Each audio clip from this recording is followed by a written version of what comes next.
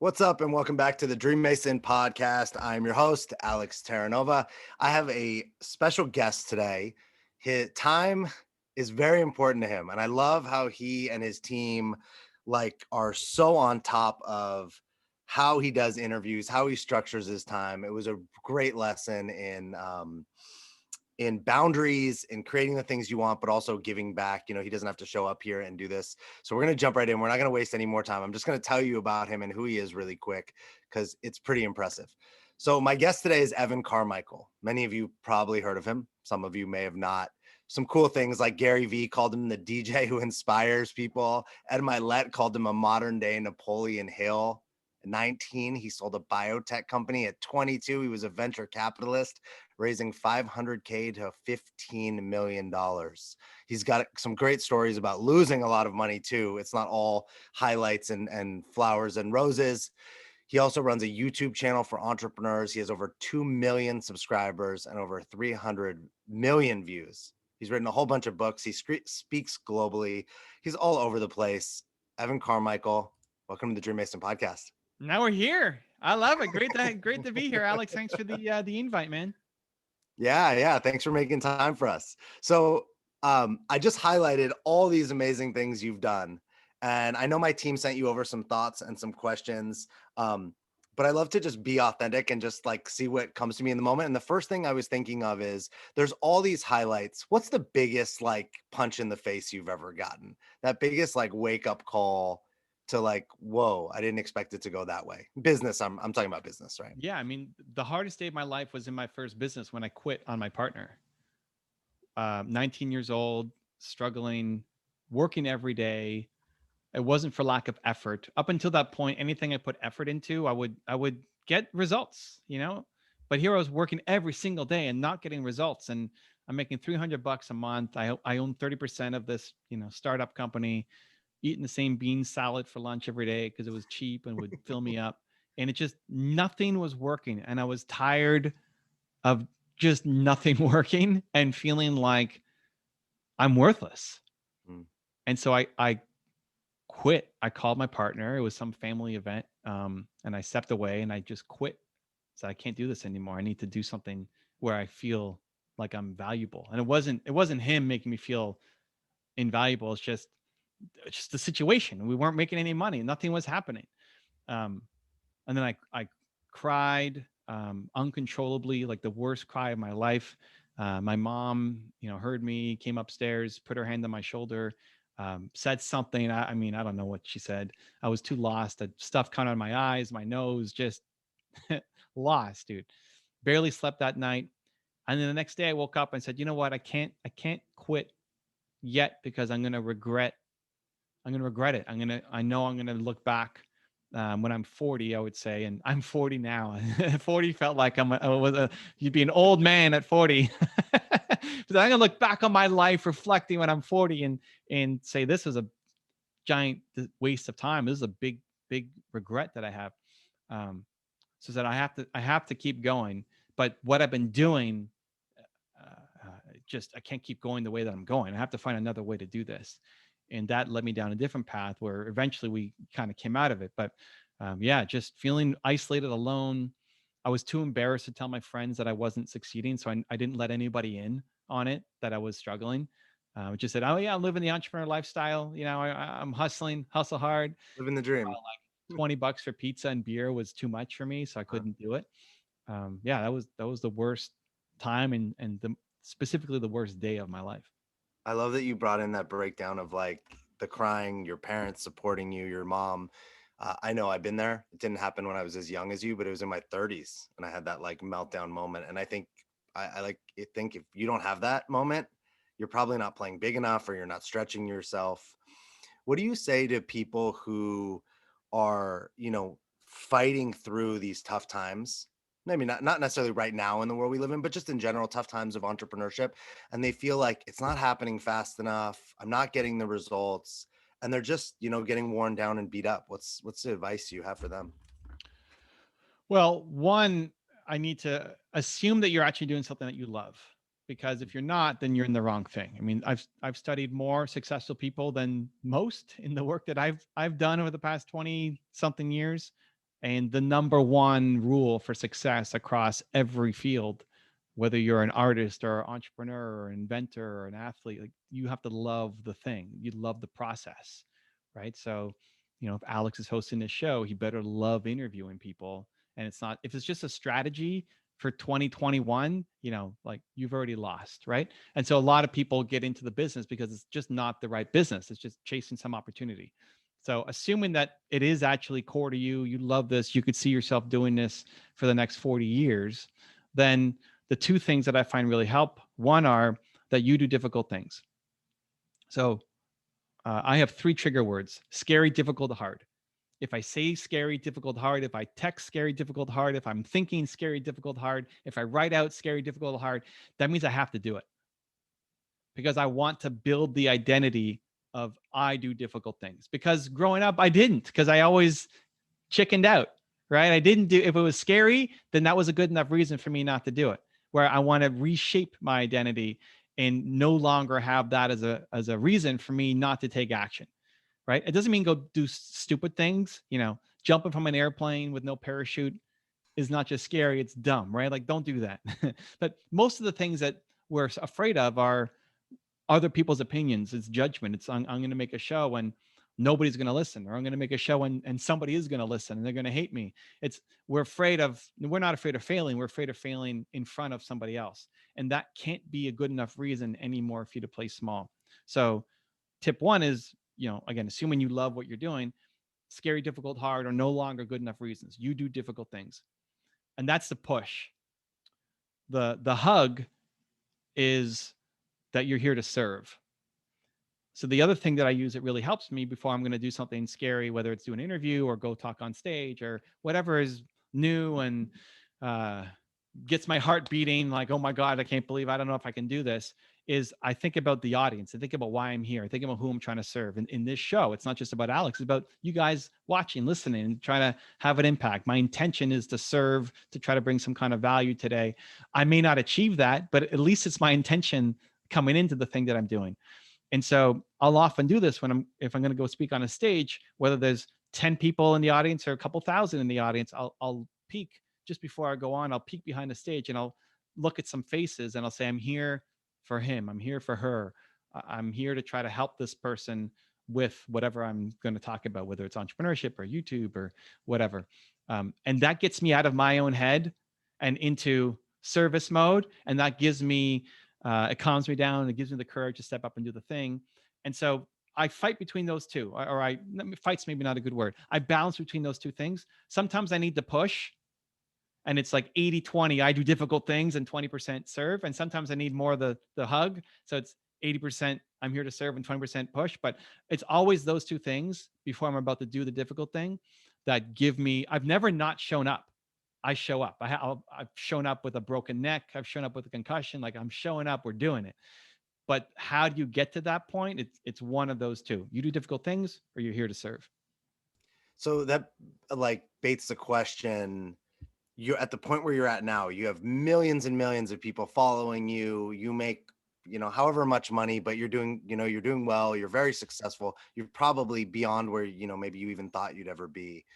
What at this point is scary, difficult, or hard? Still the interviews that I do. So, I had Tony Robbins on not that long ago. I've already had Tony Robbins on my channel before. The people say, well, why are you nervous? Why is it scary? It's like, because I'm still scared. It's Tony Robbins. And it's Tony Robbins. They're like, Tony is we've worked with Tony for years. He's the easiest interview of all time. Like you can ask him almost anything and he's a pro. You barely even have to, he'll talk so much. You barely even have to ask any questions. Like it's a super easy interview, but my biggest fear is disappointing others.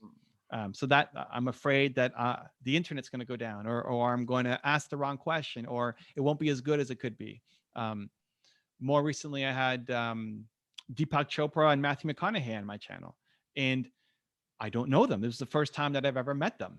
I know of them, but especially Matthew, all I knew of him was he was an actor. So what am I going to interview him about?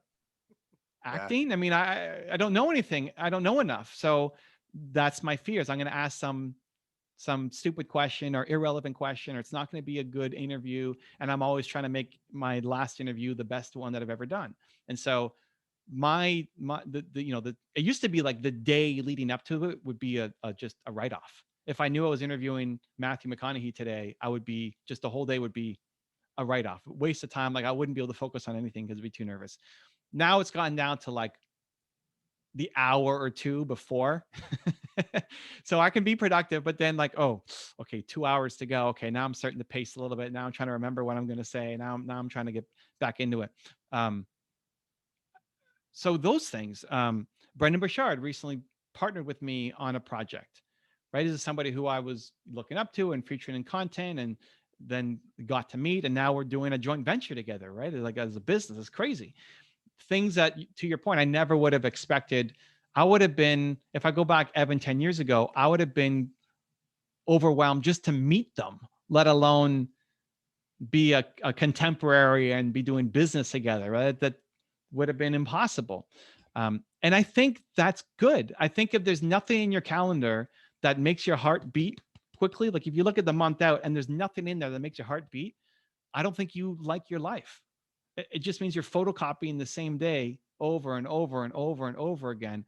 And so you stay stuck knowing that you're capable of more, wanting the growth, but never actually chasing it down. So as difficult as it is, the only thing worse is having nothing that's scary in your calendar. You just like reminded me of, I had a conversation with a really good friend yesterday who has a great life. He's got 3 healthy, beautiful kids, a beautiful, awesome wife. He's got a great job. He's got a big house. And we were supporting him around something, and somebody was like, dude, your life is boring. And he kind of like took a step back, and it was like, yeah, you got all these things, right? You got all the things that you checked all the boxes, but like it's the same every day. You're not doing anything to stretch yourself or push yourself or create anything beyond what you already have. And it clearly like ruffled some feathers, because we got on the phone after and we were looking at that. And I think I know that people listen to you and talk to you that are living that life, right? It looks like the 1950s dream, right? Which was kind of an illusion anyway. But it's not, it is copy and pasted. How do people, what's your take on how do they break out of that, right? Because there's nothing wrong with my buddy's life, but how does he break out of that and start like expanding it and living it even bigger? So I think step one is to figure out what your most important core value is. Mm, So like if you had to pick for Alex, what's Alex's single most important core value? integrity. Great. So whatever reminds you of integrity for yourself, like what does integrity for Alex mean? Not just Yeah, like spreading integrity to the world, but how do sure. you live in integrity with yourself, which means following up on the things you said you were going to do. Yeah, If you said you're going to wake up at X time and you don't, you're losing integrity with yourself, right? yeah, You say you're going to show up at the gym, but you don't. Nobody else would notice. People would say, yeah. Alex, I mean, you're crushing it. Look at it. But no. I'm out of integrity with myself because I said I was going to do it, right? And then spreading integrity to others through the show, through the content you're putting up, through you hopping on a call with your friend is helping him live in more integrity with himself. And that'll be the thing that'll fill you up forever. Like this is great awareness because you'll be 90 years old, still loving to help other people figure out how to live in alignment with their own integrity. So that awareness already is a great step. If I'm talking to your friend, I'm asking him, like if you had to pick for him, what do you think his most important core value is? Oh man, I kind of want to say faith would be, faith or family, I would think, if I was guessing for him. Right. And Yeah, it's a guess, it doesn't have to be yeah, perfect, but it's a useful exercise to go through. If you run with faith, what does faith look like? So if he's unhappy right now, where has he been unfaithful to himself? Maybe he set goals for himself. Maybe he set dreams for himself. He set ambitions for himself, and he settled somewhere along the lines where other people would look at his beautiful life and say how perfect it is, but he's been out of faith with himself, maybe for a decade, right? So realigning that, what does faith mean to you for yourself and then to spread to others and then starting to live consistently with that. So step one is the awareness of what your most important core value is. Mine is believe, right? His might be faith. Yours is integrity. Awesome. If you're ever unhappy, if you're ever feeling stuck, it's because you're living too far out of alignment with whatever your most important core value is. And so step one is just awareness of that. So then we have a roadmap to fix it. Because if I'm trying to give more believe to him, the thing he needs right now is faith, not as much believe. And they're close, but it's not the same thing. So this is where, in trying to help people, we put our judgment on it. It's like, well, here's what I would do if I were you. That's not what he needs. He needs what he should do if he were him, because he is him. And how do you figure that out? It's through his value of faith, right? Or whatever it is, right? I mean, we're doing a hypothetical.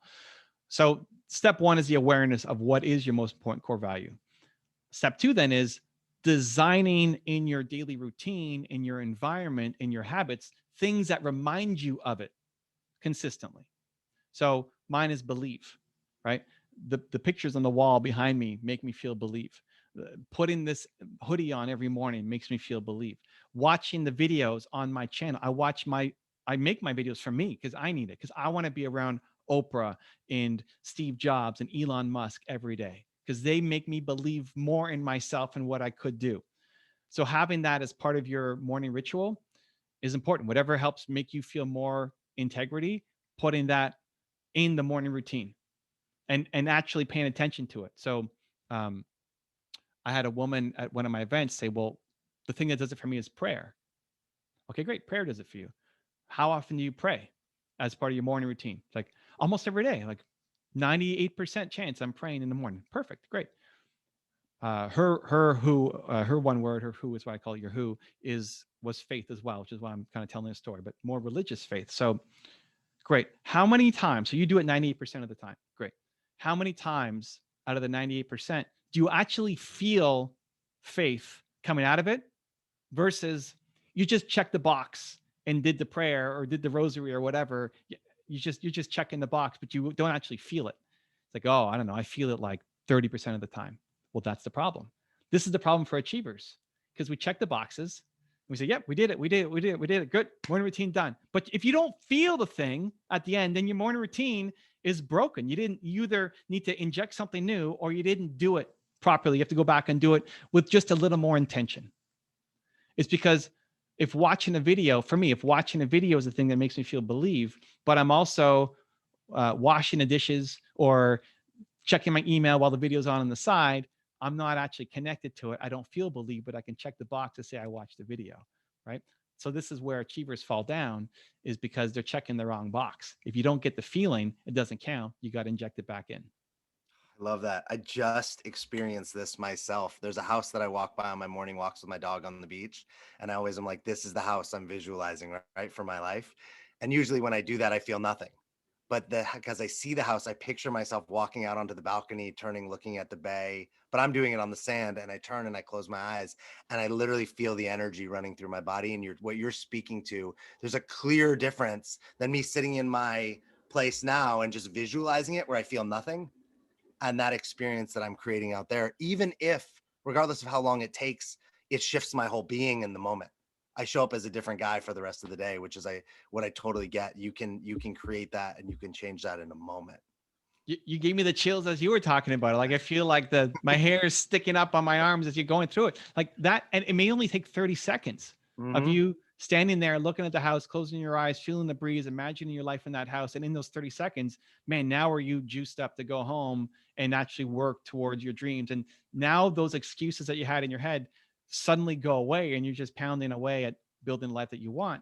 Yeah. Those 30 seconds make all the difference in the world. It's just a recalibrating of the intention. That's all.